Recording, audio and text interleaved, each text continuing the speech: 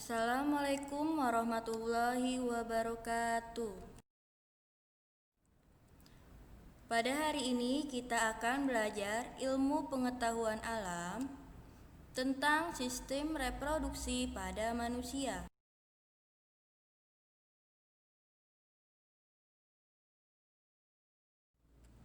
Berikut adalah gambar sistem reproduksi pada manusia, yaitu organ reproduksi pada wanita dan organ reproduksi pada pria.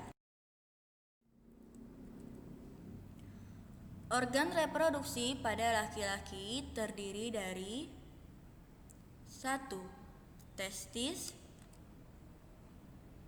Testis merupakan kelenjar kelamin yang berfungsi sebagai penghasil sperma dan hormon testosteron. 2. Saluran kelamin yang terdiri dari vas efferentia, epididymis, dan vas deferens. 3. Kelenjar tambahan yang terdiri dari vesikula seminalis, kelenjar prostat, dan Cowpery. 4. Penis. Penis merupakan organ kelamin luar laki-laki yang berfungsi untuk memasukkan semen ke dalam vagina. Organ reproduksi pada perempuan terdiri dari 1. Ovarium. Ovarium merupakan kelenjar kelamin perempuan yang berfungsi untuk memproduksi ovum dan menyekresi hormon estrogen dan progesteron. 2. Tuba Fallopi. Tuba Fallopi berfungsi untuk menyalurkan ovum ke arah rahim dengan gerakan peristaltik dan dibantu oleh gerakan silia yang terdapat di dindingnya. 3. Uterus. Uterus adalah sebagai tempat berkembangnya embrio. 4. Vagina. Vagina merupakan saluran yang terletak di bawah uterus sebagai tempat diletakkannya spermatozoid pada saat kopulasi dan sebagai jalan keluarnya pada bayi. 5. Organ kelamin luar, yaitu terdiri dari klitoris, vulva, lubang saluran kencing, lubang vagina, dan fundus. Gametosis. Berikut adalah gambar spermatogenesis dan oogenesis. Perbedaan antara spermatogenesis dan oogenesis yaitu untuk spermatogenesis menghasilkan 4 sperma, sedangkan oogenesis 1 ovum dan 3 badan kutub.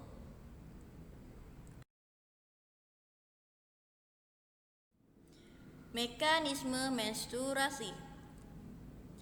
Menstruasi merupakan proses pelepasan dinding rahim endometrium yang disertai dengan perdarahan dan terjadi secara berulang setiap bulan, kecuali pada saat kehamilan.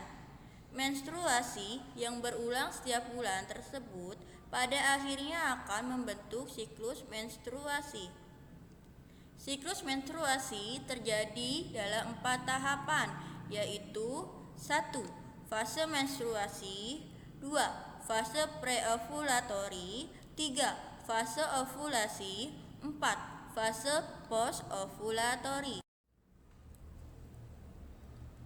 Berikut adalah video fertilisasi dan perkembangan pada embrio. Fertilisasi dan perkembangan embrio. Pada penjelasan sebelumnya, kamu telah mendengar kata fertilisasi. Peleburan antara sel telur dengan sperma dikenal sebagai proses fertilisasi atau pembuahan. Bagaimana proses fertilisasi dapat terjadi pada tubuh manusia? Untuk mengetahuinya, perhatikan penjelasan berikut. Ovum memerlukan waktu 4 4-5 hari untuk mencapai rahim, tetapi hanya dapat dibuahi paling baik pada 6-12 jam pertama. Jika sel telur pada ovarium telah masak, akan dilepaskan dari ovarium. Pelepasan telur dari ovarium disebut ovulasi. Setelah ovulasi, sel telur ditangkap oleh infundibulum dan segera menuju ke tuba falopi. Di saluran inilah terjadi pembuahan. Jumlah sperma yang ditampung sekitar 200-300 juta. Namun, biasanya hanya satu sperma yang mampu membuahi sel telur. Fertilisasi antara sel telur dan sperma menghasilkan zigot. Pada hari keempat, zigot sudah menjadi segumpal sel atau morula. Pada hari ketujuh, gumpalan sel tersebut sudah tersusun menjadi selapis sel yang mengelilingi suatu ruangan yang berisi sekelompok sel di dalamnya atau blastula. Lapisan sel bagian luar akan berkembang menjadi ari-ari atau plasenta dan selaput janin. Sedangkan kelompok kecil bagian dalam akan tumbuh menjadi janin. Zigot akan terus bergerak dari saluran telur ke uterus. Sejalan dengan waktu, zigot mengalami pembelahan sel. Setelah sampai di rahim, gumpalan sel tersebut akan melekat pada selaput lendir rahim dan mulai membenamkan dirinya di dalam selaput lendir atau nidasi. Zigot yang telah berada di rahim akan terus tumbuh dan berkembang menjadi embrio. Di dalam rahim, embrio mendapat makanan dari tubuh induk melalui plasenta atau ari-ari. Masa embrio atau masa kehamilan manusia sekitar 9 bulan 10 hari. Bila bayi sudah siap dilahirkan, otot-otot pada rahim berkontraksi secara teratur dan mendorong bayi keluar dari rahim melalui vagina.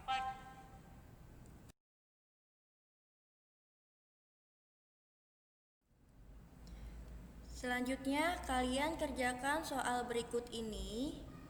Kalian kerjakan tugas ini di buku tulis beserta soal dan jawabannya.